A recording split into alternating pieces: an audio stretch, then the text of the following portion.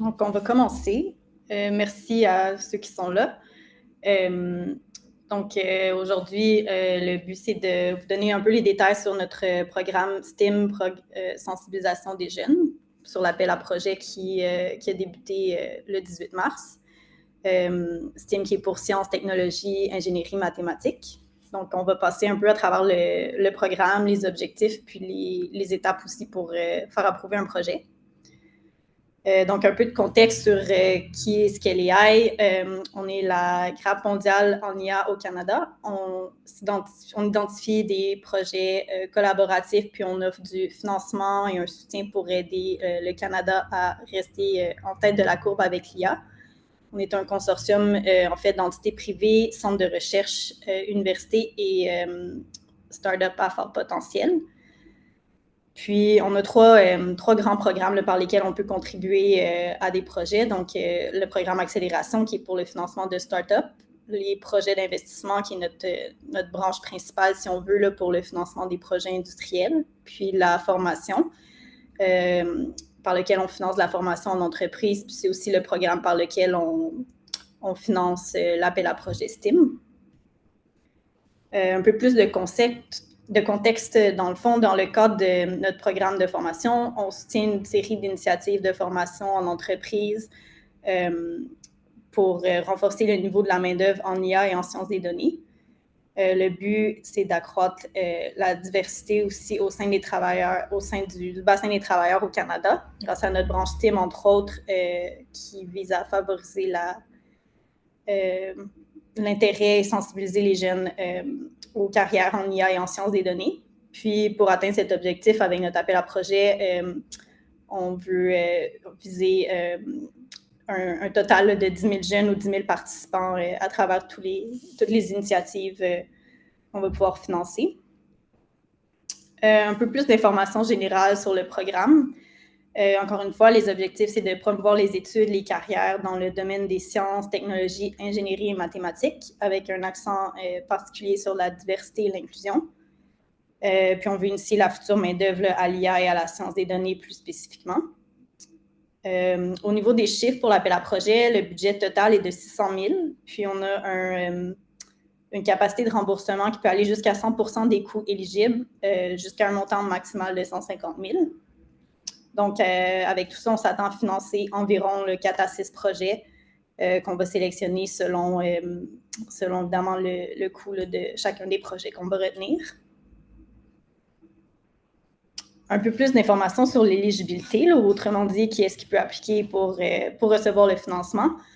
Donc, l'entité qui doit faire l'application, c'est l'organisateur du programme. Donc, on s'attend à ce que les programmes soient menés par des organisations qui sont sans but lucratif et basées au Canada. Les participants, ça va être des jeunes de niveau préuniversitaire. Donc, dans ce cas-ci, on cible plutôt niveau école secondaire jusqu'au cégep.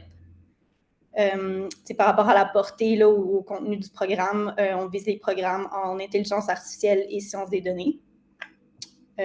Donc, durant le déroulement du projet, ceux qui vont recevoir le financement vont être l'organisateur du programme.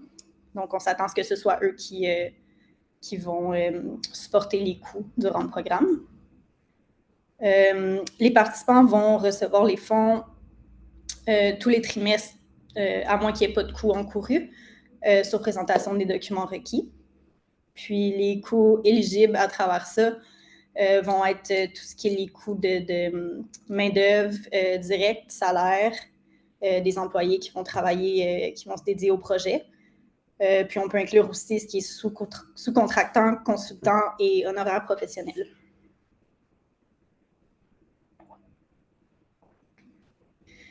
Donc, pour la suite, le processus de sélection, ou les étapes par lesquelles on peut s'attendre à passer si le projet est retenu.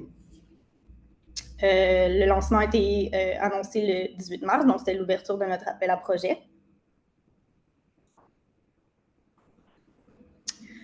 Pardon. Donc, depuis ce moment-là, vous pouvez remplir la demande préliminaire sur notre site web. C'est un peu le premier formulaire, la première étape là, pour qu'on ait les détails du projet, sans que ce soit dans sa forme finale, mais quand même qu'on ait le portrait général du projet que vous voulez soumettre. Donc, on va avoir, cette étape-là va être ouverte jusqu'au 15 avril officiellement, avec possibilité d'extension si c'est nécessaire. Puis, par la suite, on va revenir vers les candidats qui ont eu un projet sélectionné pour poursuivre. Ensuite, on va passer à la soumission détaillée pour ceux qui se qualifient. Donc, on parle d'un formulaire un peu plus détaillé, là, surtout par rapport aux coûts, au plan de cours détaillé, là, aux détails des activités, etc., les partenaires, les autres participants. Donc, on s'attend à ce que cette étape-là, le temps d'obtenir toutes les soumissions soit plus ou moins 1 mois. Puis ensuite, quand on va avoir complété cette étape-là pour tous les participants, on va pouvoir passer devant notre comité de sélection, qui devrait être tenu là, au début de l'été. Peut-être on peut s'attendre à juin environ. Le comité de sélection va approuver ou suggérer des modifications pour les projets. Puis par la suite, quand tous les projets seront approuvés dans leur forme finale, on va pouvoir passer à la signature du contrat là, entre l'organisateur du projet et ScaleAI. C'est important de mentionner aussi que les projets ne doivent pas débuter avant que ce soit approuvé et signé avec nous, étant donné qu'on ne peut pas rembourser les coûts là, de façon rétroactive. Donc, à ce moment-là, quand les contrats sont signés, les projets sélectionnés pourront débuter à partir de l'été 2025 ou plus tard selon le calendrier qui est prévu. Puis, par la suite, on va avoir des revues là, trimestrielles pour collecter les factures, puis les coûts, puis effectuer les remboursements en cours de projet.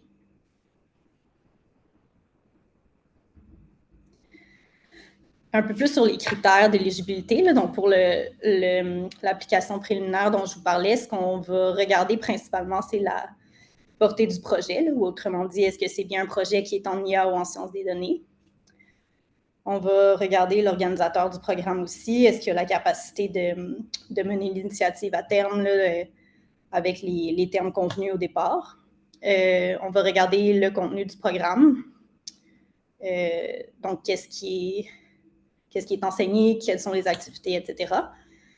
On va regarder aussi les participants. Étant donné qu'on a une cible de 10 000 personnes, on veut s'assurer que chaque projet va avoir au minimum, sur toute sa durée de vie, 1000 participants à travers toutes les activités là, qui font partie du même projet. Ensuite, on va regarder le niveau de préparation. Donc, autrement dit, est-ce que le projet est relativement prêt à aller de l'avant pour poursuivre à la prochaine étape? Puis, finalement, la localisation. Donc, les projets doivent être basés au Canada et livrés au Canada. Donc, pour les projets qui vont remplir ces critères-là, on va pouvoir passer à la deuxième étape, là, qui est notre soumission détaillée. Donc, rendu à cette étape-là, on va regarder principalement l'alignement avec la stratégie de ScaleAI. Est-ce que le projet concorde avec les objectifs que j'ai présentés au début? On va regarder l'expertise du fournisseur du programme puis des participants à titre de sous-contractants ou partenaires, par exemple. On va regarder aussi la structure et le contenu du programme. Donc, c'est quoi le format, comment c'est livré, etc. On va regarder aussi l'impact sur l'écosystème. Donc, comment le projet contribue, est bénéfique pour les participants, comment ça contribue à éduquer les jeunes en IA puis en sciences des données. Puis ensuite, on va regarder évidemment budget calendrier, là, plutôt en termes de cohérence, est-ce que c'est réaliste, etc. Puis l'aspect diversité et inclusion, qui n'est pas nécessairement un critère très ferme, là, mais on aime voir cette représentativité-là dans les participants et les objectifs. Donc, ça, c'est les informations générales.